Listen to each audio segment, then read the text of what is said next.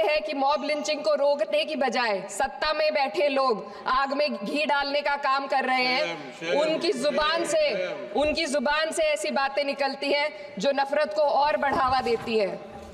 ये अशांति अब इतनी गहराई तक फैल चुकी है कि हमारे समाज के धर्मनिरपेक्ष चरित्र पर गंभीर सवाल उठ रहे हैं। साल की शुरुआत में ही कई राज्यों में दुकानदारों को अपने नाम बोर्ड पर लगाने के लिए मजबूर किया गया।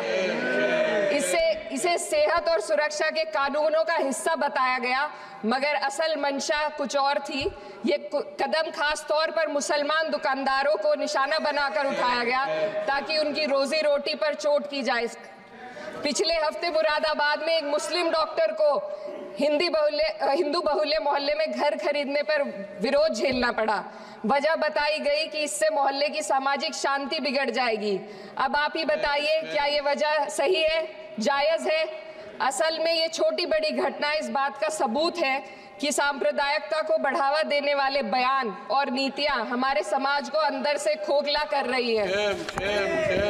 उत्तर प्रदेश में यति नरसिंहानंद ने बेहद घटिया बयान दिया, लेकिन सरकार इन बयानों पर कोई कार्रवाई नहीं कर रही।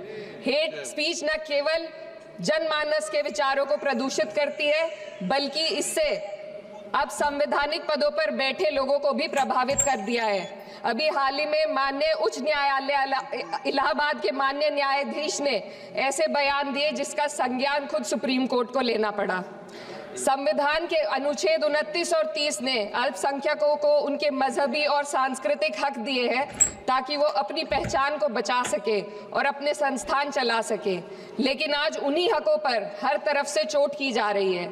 वक्फ जैसे बिल लाकर उनके धार्मिक अधिकारों को छीनने की कोशिश की जा रही है। आज अल्पसंख्यक समुदाय को संविधान द्वारा दिए गए अपने बुनियादी अधिकार पाने के लिए लंबी लड़ाई लड़नी पड़ रही है।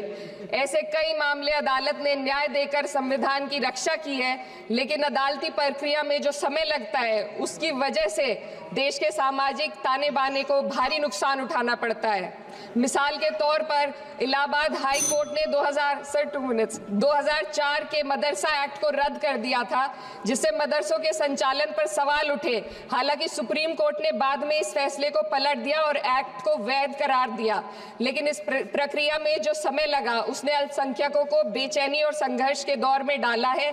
इसी कड़ी में प्लेसेस ऑफ वर्शिप एक्ट 91 भी आता है और कई अन्य अधिकार, उन्हें भी इसी तरह अदालती लड़ाइयों में उलझाया जा रहा है।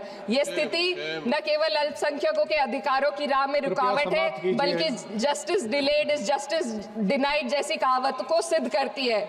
मैं इस सदन से दुनिया भर के अल्पसंख्यकों की आवाज उठाना चाहती हूँ। मोदी को बहुत जो है वो रुसवाई का सामना करना पड़ा है। जो पाकिस्तान ने उसको उसकी औकात याद दिलाई है। मुसलमान जो इंडिया में जो MP MNA हैं और सियासत में हैं, उन्होंने बहुत ज़्यादा उनके ऊपर बरसे हैं वो, और सिद्धू जो है वो भी बहुत ज़्यादा एक्टिव है। इस लिहाज से एक मुसलमान MPA जो है उसने बहुत ज़्यादा इंसल्ट की है नरेंद्र मोदी की। उसने लड़की है वो, और उसने कहा है कि इसको कुछ पता नहीं है कि पाकिस्तान किस कैटेगरी में है। पाकिस्तान बहुत अच्छे अंदाज में है और अच्छी तरह से उनके पास तैयारे हैं, जेट तैयारे हैं, फाइटर तैयारे हैं। तमाम लिहाज से पाकिस्तान कहीं इंडिया से बेहतर दिखाई देता है, फिर भी इंडिया मुगालते में रह गया जो पाकिस्तान के साथ जंग की, और अब उसको उसकी औकात जो है वो याद करवाई गई है इंडिया को, और स्पेशली जो नरेंद्र मोदी को उसकी औकात याद करवाई गई है।